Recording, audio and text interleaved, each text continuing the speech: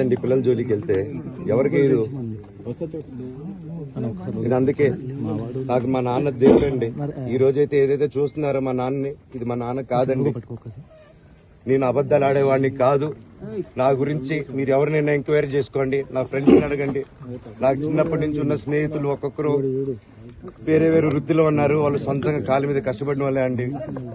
And నేను కూడా నా సొంతంగానే వచ్చాను, కానీ ఏ రోజు ఇది చేయండి అది చేయండి అని అడిగింది లేదు. అండ్ ప్రతిదీ నేను సాయంత్రం వచ్చి మీకు ఎక్స్ప్లెయిన్ చేస్తాను. దయచేసి కోఆపరేట్ చేయండి. మీరు అందరూ ఉన్నందుకు. విజయ్ గారు, విజయ్ అనే వ్యక్తి నిన్న అంత చెప్పిన తర్వాత కూడా మా ఇంట్లోనే నన్ను కొట్టేటప్పుడు అతని కారు ఉంది, వెనకాల నుంచి అలా వెళ్ళిపోయారు అందరు ఉండగానే. మీరు అతని కారు నంబరు, అతని సిగ్నల్ ని దయచేసి ట్రాక్ చేయండి. అన్ని కంప్లైంట్లు పెట్టిన తర్వాత కూడా మా ఇంట్లో ఎందుకున్నాడు ఆ దొంగ?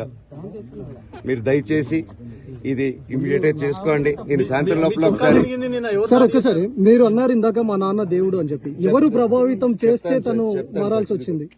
మా నాన్న మీ షోల్డర్ మీద గన్ను పెట్టి కాలుస్తున్నారండి, క్లియర్ గా కాలుస్తున్నారు. ఆయన నేను పనులు చేసుకుంటూ అన్ని రకరకాలుగా ఉన్నప్పుడు ఆయన బ్రెయిన్ వాష్ చేసుకుని నా వ్యక్తిగత జీవితంలో బయట పెట్టి నన్ను, నా వ్యక్తిగత జీవితం తప్ప అది కూడా నేనేం తప్పు చేయలేదండి. నేను ప్రేమించిన అమ్మాయిని పెళ్లి చేసుకున్నాను, ఆ అమ్మాయి కోసం పోరాడాను. దాంట్లో తప్పేంటంటే నాకు అర్థం కావట్లేదు. అండ్ ఈరోజు వచ్చి 10 మందికి నిలబడినప్పుడు నేను చెడ్డోడిని అయిపోయాను. ఎక్కడ సైన్ పెట్టమంటే పెట్టాను, రమ్మంటే వచ్చాను, పొమ్మంటే పోయాను. ఎన్ని సినిమాలు చేయమంటే అన్ని సినిమాలు చేశాను. అన్న కంపెనీల్లో పనిచేశాను, సాంగ్లు చేశాను, వాళ్ళకి రికార్డింగ్లు చేశాను, ఫైట్ డైరెక్షన్లు చేశాను. ఎంతో గొడ్డులాగా కష్టపడాను, మనసు పూర్తిగా సంతోషంగా చేశాను. నాకు 1 రూపాయి అడిగింది లేదు, ఆశించింది లేదు. నేను దానికోసం నాకు కావాలి, నేను పనిచేసిన దాన్ని కూడా నేను అడగట్లేదు. ఒకటే అడుగుతున్నాను, మీకు నిజం తెలియాలి. అందుకోసమే ఏంట్రా వీడు అన్ని బయట పెడుతున్నాడు అనుకోవచ్చు, కానీ ఈరోజు నాకు భార్య పిల్లలు ఉన్నారండి. ఈ రోజు నేను నిలబడకపోతే రేపు నా కొడుకు పెద్దోడైన తర్వాత, కూతురు పెద్ద అయిన తర్వాత వాళ్ళకి నేను సమాధానం చెప్పుకోలేను. నేను దొంగతనం చేసి వేరే వాళ్ళు కడుపులు కొట్టి నా పిల్లల మొహం నేను చూడలేను, ఆ కూడు నా పిల్లలకి పెట్టలేను. మా నాన్న నన్ను అలా పెంచలేదు, మా అమ్మ నన్ను అలా పెంచలేదు. మధ్యలో మా అమ్మ నలిగిపోతుంది. మా అమ్మని హాస్పిటల్లో అడ్మిట్ అయ్యారని చెప్పి నేను అబద్ధాలు ఆడారు. హాస్పిటల్కి వెళ్ళి చెక్ చేయించుకుంది అమ్మ.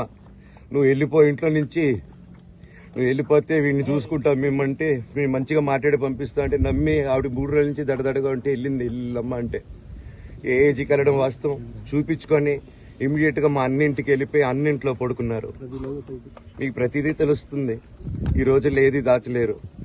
మరి ఇంత క్యారెక్టర్ అసాసినేషన్ నేను చేయని దానికి చేశారు అని, నా భార్య వచ్చిన తర్వాత నేను చెడ్డోడినయ్యానని, అదే వాళ్ళ తల్లిదండ్రులు ఉండుంటే గమ్మునుంటారా అండి?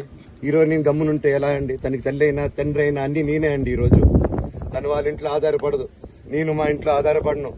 నేను నా సినిమాలు చేసుకుంటున్నాను. తను సొంతంగా ఒక టాయ్ కంపెనీ పెట్టుకుంది. లాక్డౌన్ లో నా అహం బ్రహ్మాస్మి సినిమా మా ప్రేమ కోసం ఆపేసినప్పుడు నిర్దాక్షిణంగా నేను చెన్నైకి షిఫ్ట్ అయిపోయి ఊర్లో వద్దని మేము అక్కడ కూర్చొని, నేను మనోజ్ నువ్వు బొమ్మలు గీస్తావు కదా, కథలు రాస్తావు కదా, బొమ్మలకి ఆత్మనిర్భర్ అని నరేంద్ర మోడీ గారు అనౌన్స్ చేశారు. ఈ బొమ్మలు, నీకు బొమ్మలు ఇష్టం, పిల్లలు ఉన్నారు, మనమే క్రియేట్ చేద్దాం బొమ్మలు అంటే